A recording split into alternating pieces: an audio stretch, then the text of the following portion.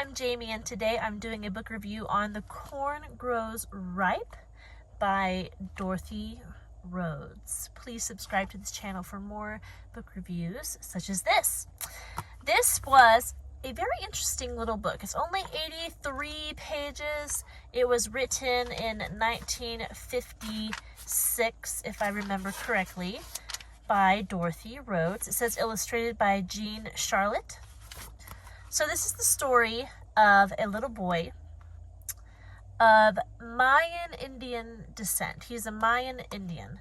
And I couldn't tell from the story itself because I read the story before I read the foreword. So in the story, I was trying to figure out what people group this book was about. And it wasn't until I read the foreword that I discovered that it is the Mayans. So the whole story is surrounding this boy and surrounding corn. So he is, at the beginning of the book, he is a bit lazy. He's a little bit of a lazy boy, and he's supposed to go with his father to prepare the land to plant corn. And there's an accident where his father is hurt, and the task of preparing the land and planting the corn falls to this boy. So the story is about how he matures and how he does what he's supposed to do to feed his family. Because if they don't grow the corn, then they won't have anything to eat. They won't have anything to take to market and barter for other food and any items they need for their house and stuff like that. So he had to pull it together and take care of the family during this time when his father was healing from an accident. I think he broke his leg.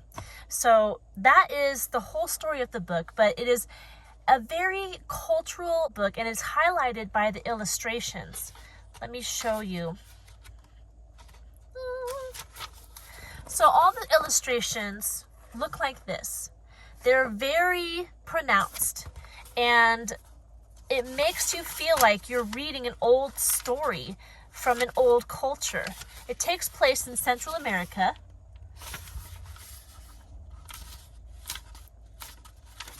You can see all these pictures are very shaded. They're very exaggerated. The features on the people are very exaggerated.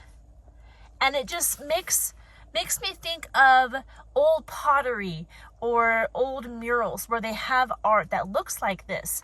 So it added to the feel of it being an old book about a culture that I'm not familiar with. And it was very interesting to read about it. And as it says in the foreword of this book, corn is very holy to these people, or it was back in that time. It was almost a religious experience to grow the corn and to harvest the corn. And at the end of the book, there's actually a harvesting ceremony that felt very religious. And it was a view into what they believed that I had not known before. I did not know that corn was so important to this culture back in the day, but also today, descendants of the Mayan Indians still value corn very much and work with corn even today. And it's very important to them in their culture. So if you want a little bit of a look into past Mayan culture and how they worked and lived and interacted within the family and how they took care of their family and how they worked the land and what they believed, this would be a good book to have a little bit of a glimpse into that. So very interesting. I read it on my own. I didn't read this one with my boys.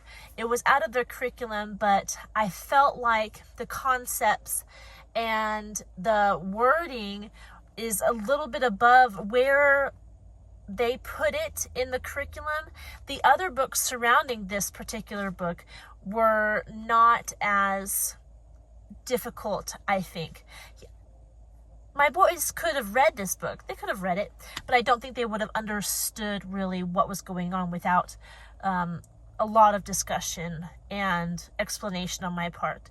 We could have gone through it, but we just didn't get to it, so I read it by myself, and I did find a lot of things to be learned from it. So there you go for that one, if that's something you're interested in. That's all I have for today, and I hope you are doing well. I hope you're reading a lot of fantastic books, and I'll talk to you in our next video. Goodbye.